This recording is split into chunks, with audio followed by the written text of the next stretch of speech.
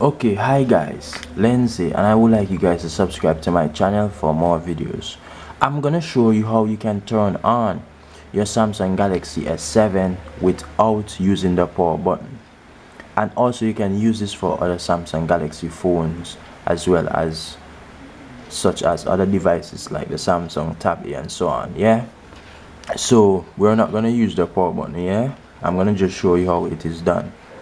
We're gonna hold the volume down, and notice that I'm not holding the power button. We're gonna use the volume down and the home button and our USB cable, and you can either plug this in a computer or your charger or some sort of outlet. Yeah, maybe a power bank or solar charger.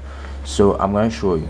I'm not holding the power button. Yeah, my finger is far away from the power button, and when we plug this in, and you can do this especially if your power button is not working. I'm gonna plug this in and I'm gonna hold. What I did, I plug this in and then I hold the home button and the volume down. So now the phone is on, but we're in download mode. What we need to do here, we are not going into download mode, we want to restart.